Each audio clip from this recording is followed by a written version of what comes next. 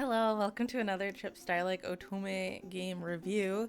It's been a long time, I do apologize. I did plan to have this review out significantly sooner than I did, but unfortunately my December and January were so busy, much busier than like maybe ever in my life. In any case, I finally got to editing this video and I got it out before Valentine's Day. So if you're looking for a new Otome game to sink your teeth into, I don't know, watch this review. The next Otome review I have planned should be out a lot sooner than the big gap that I had between Sympathy Kiss and now. So look forward to it. Thank you very much. Enjoy the video. Welcome to my review on Tengoku Struggle. This is going to get way more in depth about my thoughts about the game. This is a modern fantasy otome visual novel written by Katagiri Yuma, who is also known for writing Neil Admirari no Tenbin and Olympia Soiree. Its English port released in April 2024 by Access Games, so I'm a bit late to reviewing this, but I think every otome game fan in the past, year has a huge backlog now because we have gotten so many otome game releases in the past 2 to 3 years. There are just too many games and so much time in a day to dedicate to those games. So I honestly, it's a great problem to have, but anyway, I finally got around to playing this game and I was really excited to play this game because I really liked Olympia Soiree. I really like the storytelling in Olympia Soiree in any case, and so I was really excited to try out this game. So, like I said, Tengoku Struggle is a modern-day fantasy. Yeah, here we go. The game largely takes place in Asakusa, the district in Tokyo, Japan, known for its more traditional Japanese food stalls, shops, and the famous Sensoji Temple.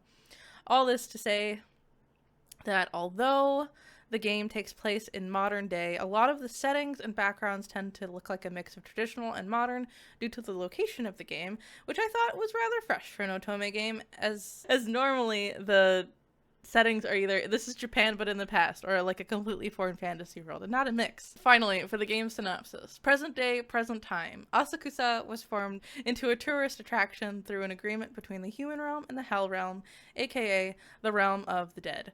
Essentially, Asakusa is a place where the living can meet the dead.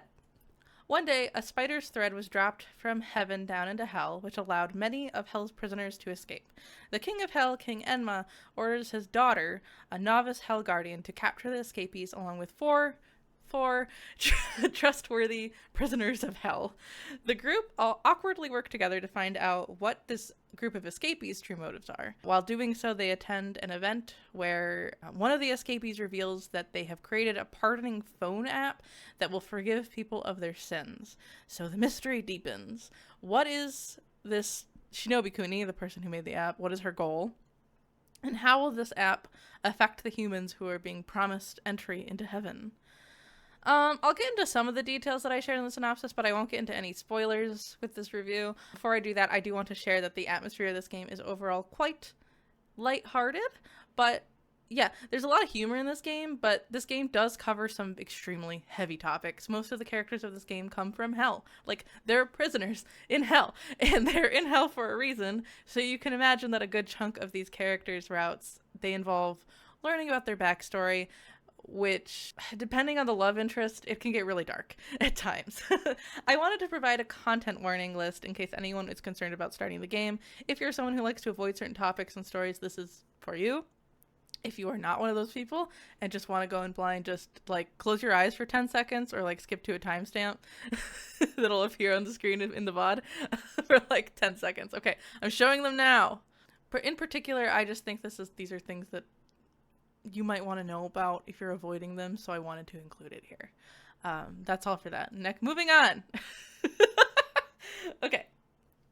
So I want to briefly talk about the music. I always like to talk about music just for a little bit because I think if you're going to spend 50 hours on one visual novel, the music better be nice to listen to, right?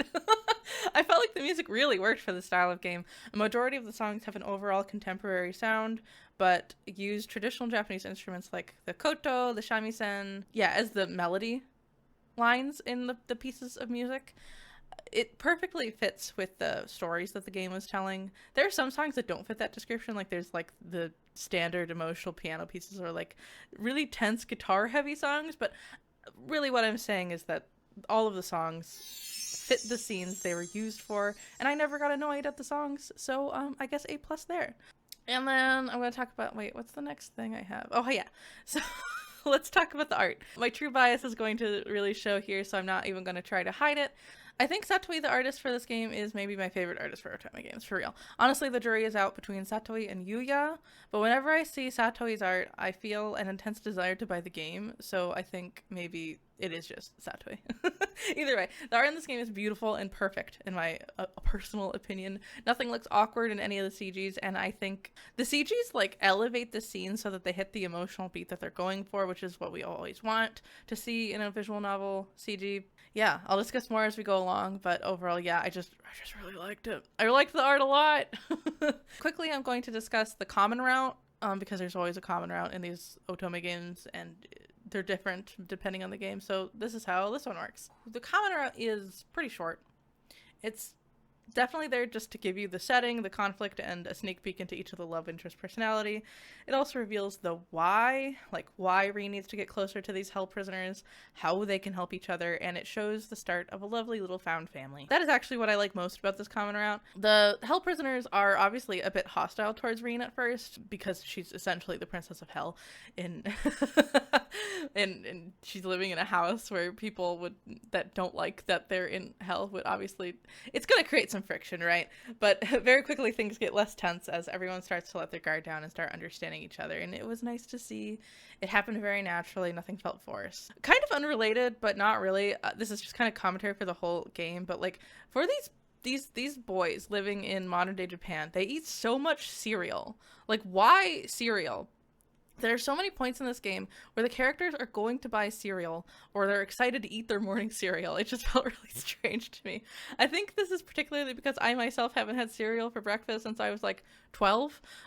So I guess seeing 100-year-old souls do it just felt out of place in Japan, because you don't normally eat cereal in the morning in Japan. You eat like rice and fish and miso soup or something, or like natto. I don't know. It was just really strange to me. It's not even a nitpick. I thought it was hilarious that everyone was constantly eating cereal. I have to admit, it was a little strange. This is one of those games where you just have to play through the common route and then you get to pick who you want to be with. This is how Olympia Soiree, how it worked. So knowing it's the same scenario writer, this common route style choice was not unexpected for me anyway. However, you can only pick 3 of the 5 love interests from the start. So you can pick either Kikunosuke, you can pick Yona, or you can pick Sharaku in the beginning, but you have to complete these 3 routes before Jack's route unlocks. This is Jack. And then after you complete Jack, then Goemon's route unlocks. It's kind of silly, but I understand why they did this, so you don't get too many plot reveals too early, I guess. My opinion between which of the first 3 options you should go with is just pick whichever one that you like the most. I think Yona's route is the lightest, but they're all perfectly good choices. Now, I think that's everything that I wanted to say about that. I think I can move on to the characters now. Yay! Rin is the main character. Rin is a great main character for this visual novel. She is hardworking and diligent, and she comes off as being a bit by the books. Well, no, she's a really by the books kind of girl when you first meet her. But I was happy to see that she is genuinely open to learning about new perspectives in life, and she's not so stubborn in her old ways that she, like, holds the plot up or anything. She has a really distinct personality. She's really expressive. It doesn't matter what route she's in, her personality is always the same. She really holds her own as a character no matter what, and that doesn't always happen in Otome games, so I'm really happy to see that. She's great. I love her. Rin is also known as the King of Hell's daughter, but she's actually a transient, a spirit that holds on. She is a spirit that holds no memories of her previous life. Usually transients get reincarnated immediately, but Rin is different somehow. As such, she has been adopted by King Enma and took training to become a Hell Guardian herself. She basically passed Hell Guardian school, but then her father sent her on this whole save the world quest and tells her that she can become a real Hell Guardian once she captures the escaped prisoners. To be real, what I really like about Rin is that even though she can't fight at the same level the love interest can, her special ability makes her this like giant tank that can take a ton of hits. The way her powers work presents a hurdle for Rin and the love interest to overcome that I found sweet and very, very sweet in every route, but it brought her to of equal importance as the love interest in every route too. The equilibrium just stood out to me. I really like Rin. She's kind of the ideal main character for me. I really liked that she was able to, like, she didn't fight, but she was still just as important as all the other characters in the battle scenes and whatnot. I will briefly mention now that each character does have a special ability.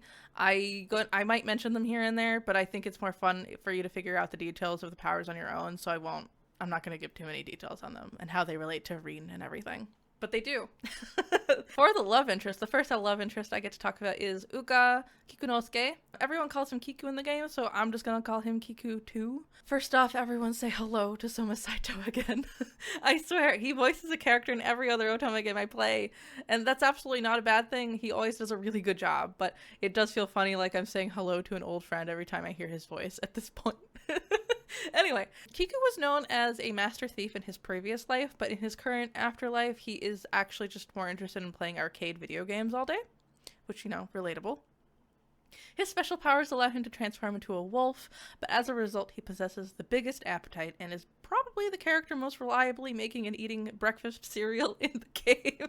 Personality-wise, he is just kind of the younger character guy, but I found his relationship with Rin to be adorable. Their blossoming love was more like a high school romance unfolding, so it's more sweet than spicy, but don't think it's not going to get spicy at all. He is also a wolf. So just keep that in mind. His route largely involves finding out why Kiku's sister Azamine is a part of the escaped prisoner group, and I found myself really liking the brother-sister dynamic as well as Rin's relationship with Azamine too. This route does have some pacing issues, but I felt myself enjoying the ride more than questioning it, so thumbs up for me. Uga is cute. Next we have Yona Murakami. So in Yona's past life, he was a half-Japanese member of the Murakami Pirates, and in his afterlife, he is a boomer. Yeah. Although he doesn't understand or enjoy things like cell phones or like computer technology, that sort of thing, he does like reading. He likes Hasaku oranges. He is good with kids, and even though he comes off as being a little tsundere, he's just a little shy. He's not tsundere, just a little shy. I was completely sold in the romance of this route. Things progressed very naturally, and there was just a touch of yearning sprinkled on that, onto everything that made it just a little bit better. I liked the theming of Yona's route. I really liked the prison escapees Sansaburo and Okuni that Yona and Rin were up against in this route. I also liked that these villains were like, oh my god, just make out already, to Yona and Rin. It was a good time. Thinking about it now, though, I think Yona's route is the lightest of all of them. Don't get me wrong, this game actually expressed nuance towards the complexity of Yona's trauma, which I really appreciated.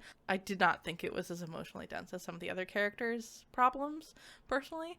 But I adore Yona. Seeing a cute character like him fall head over heels for Rin was like chef's kiss. And his voice actor Suzuki Ryota did an excellent job. I really don't have any complaints about Yona or his route. It was great. Seriously, it was great. Next we have Sharaku Toshusai. In Sharaku's past life, he was known as the famous ukiyo-e artist, but in his afterlife, he seems to be constantly cooking up ways to make some quick money, and when he isn't doing that, he takes on the role of a homemaker for the group. Sharaku has the most abrasive personality out of all the love interests in Tengoku struggle. He is constantly teasing and flirting with Rin. He makes a lot of crude jokes, and he tends to think on the more negative side of things, but on the other hand, he is also quick to help out everyone around the house, and he's happy to help groom Rin's cat, Tamao. Sharaku is pretty obviously traumatized by his previous life, and the game does get into it more than I thought it would. It's pretty dark. It's pretty dark stuff. But I actually found Sharaku and Rin trying to untangle the complicated emotions of trying to overcome trauma while also falling in love with each other to be good. It was great, actually. The storytelling and plotting was excellent. I completely bought into the two's relationship with each other to the point where, like, Sharaku's opponent in his route just didn't really matter to me because I thought Sharaku's own story was compelling enough, honestly. And also, Sharaku is voiced by Ishikawa Kaito, and oh my god, I was so happy to see him voice a non-prince-like character for once in an Otome game. Hearing him voice the sassy asshole was awesome, and we never get that. More Ishikawa Kaito not voicing prince characters. Please, it was so good. Next we have Jack. Just Jack. So Jack is kind of the odd man out. he is not one of the model prisoners living at the share house with Reen. He's not even dead like everyone else is. Jack is known for being a music artist of some sort, but mostly he's like an influencer streamer that seems to be working with the prisoner escapees. So what is up with him? Well, first, Jack is voiced by Furukawa Makoto. I love Furukawa, but I'm saying this first because Jack is like a peak Furukawa Makoto character. And if you play a lot of Otome games, that's probably all I need to say, but I will say more. Honestly, because Jack isn't all that involved in the plot until his route, I found myself having a hard time coming around to caring about him. I did ultimately, but mostly because his weird Chunibyo Gatmoe was just funny to me. His entire life circumstances made me laugh a lot more than like fall in love with him as a character. And I genuinely mean like it was like a good comedic route kind of way, honestly. I like Jack, but for real, it's just even the antagonist that Jack has to go up against is significantly more compelling to me. If I just think about his route as an in-between route, then I don't have any problems with it. But when I think about it as a romantic love interest point of view, like I want him to be a good romantic love interest for Reen, I guess I didn't really like it. Reen may be in love with him, but I wasn't. I'm sorry, Jack. He's just okay. And last, finally, we have Goemon. Ishikawa Goemon, the Ishikawa Goemon. In his past life, he was Ishikawa Goemon, the greatest thief in Japan, making a name for himself, stealing from the rich and giving back to the poor. In his afterlife, he is treated as one of the most heinous criminals to have ever lived. He is assigned to the lowest layer of hell, but it seems he had a good reason for his crimes. Like, if he was really that bad, I just don't think that King Enma would send him on a mission to collect the prisoner escapees with his daughter. Goemon's route largely gave me everything I had been waiting for. We finally learned about Reen's backstory. The romance was so natural between Reen and Goemon, but the route still stretches out like the yearning a little bit more. Goemon is literally this meme in every route, and especially his own route, so it's very satisfying when the mask finally slips off. The plot does get a bit wacky at the end, but by the time it gets wacky, I was so invested in Reen and Goemon and saving the world, it didn't matter. It felt perfect for me.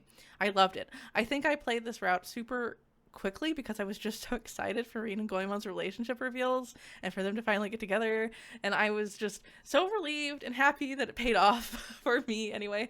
Also, I think Taku Yashiro did a wonderful job as Goemon. Since I mentioned every other voice actor, I thought I should mention him as well, and give him a shout out. You did a good job. Part of why this game works so well for me is that it's a fully fleshed out world, and that wouldn't have been possible without so many great side characters. There's so many in this game. One of my concerns going through Tengoku Struggle is that the femme characters wouldn't get any, like, they wouldn't get like sprites, you know? So that was a thing in Olympia Soiree. Like, only one femme character aside from the main character got a sprite, and I thought that was bananas. It was really weird, but thankfully that wasn't the case here. With such a wide variety of characters, each love interest's route felt like it was entirely its own story. I put all my favorite side characters on one slide. So we have Azamin, Shin, Tamao, Dad, or King Enma, Takamura, and Oshichi. My favorite is Takamura, but I think you should play the game and experience him for yourself. I don't want to give anything away. Closing thoughts. I can go back now.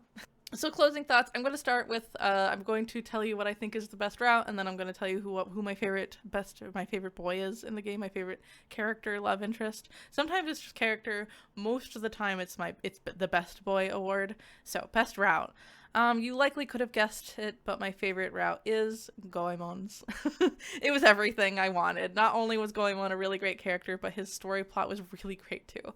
The yearning was peak, the reveals were satisfying. I just had a lot of fun reading through Goemon's route. I actually usually think canon routes are boring because they're so expected by the time you get to them, but there was enough mystery and intrigue left open with Goemon that there was still a lot to be, like, entertained by, I guess. I just really liked it. Yay, Goemon! I literally wrote, yay, Goemon in my, like, plot points, my bullet points. My best boy, the best boy award goes to, however, it is not Goemon, it is Sharaku. I was way too endeared by Sharaku in his route for him not to be best boy. When I think about the game as a whole, my first thoughts are always about Sharaku's route and him as a love interest to Reen. I was just really impressed with how it was handled, and as a result I fell for Shadoko completely. When I first saw his character design, I was kind of unimpressed, but wow, did it ever grow on me. I didn't really like that he covered up half his face with his hair, but there were like actual obvious plot reasons why that he does this, and there are a couple CGs where you can see his full face and it's like, wow, he's so beautiful. Anyway, he may be an asshole, but he's Reen's asshole, and I guess I have to admit to myself that I tend to really like love interests that are shitty on the outside and pieces of gold on the inside. Okay, in conclusion, if you're still listening to me, you could probably assume that I really liked this game, and well, you would be correct. While this game is overall pretty lighthearted with a slice-of-life style plot points, lots at the forefront, it also covers really heavy topics that I found were handled with shocking nuance for an Otome game. I was expecting a lot of things to just get shoved under the rug, but the understandable trauma that most of these characters hold is really brought to light, and it worked through, and yeah, they worked through it for the most part. I found it was really heartwarming, and I had a great time reading it. The found family vibes were also peak in this game. With all the love interests, actually, they all like each other, and I find that actually, it brings a stronger story in my opinion, and here was no exception. They're all working as a team, they're all friends, mostly. The game doesn't take itself too seriously, and it isn't afraid to make you laugh, but I will say there is a lot of crude and kind of immature humor at times, so I do think depending on your sense of humor, you may not like all those beats, but there are enough serious moments to round out each story the game tells. I also hadn't really mentioned this until this point, but the game does have fade to black spicy CGs, which I really enjoyed. I'm realizing I'm coming to a point in my life where I do prefer it if all the characters are adults in the visual novel I'm playing, as it leads to just more mature storytelling and leads for possibly very nice looking CGs. Anyway. I highly recommend Tengoku Struggle. I thought it was great. I think if you're expecting the game to be like Olympia Soiree, like the author's previous work, you will be sorely disappointed, but if you go into it knowing that and expecting that this game is significantly more lighthearted, you could still enjoy it. It still has the same level of exploration into darker topics, but with a less serious approach. I liked it. I highly recommend this game. It was a good time. Let me know if you played it and you liked it or you didn't like it. What was your favorite character? This was my favorite Otome game that I played in the year 2024, and I'm happy that I finally got to talk about it. Again, if you've made it this far, thank you so much for watching. I really appreciate any support I can get on these Otome novel reviews. My next review I think is going to be a little bit different. Not necessarily in structure, but in what I'm reviewing. It's still an Otome novel, for sure, but the content might be a bit more investigative. Yeah, we'll see. I have high hopes for it. But anyway, I have other Otome reviews on my channel, all in a convenient playlist if you want to watch them.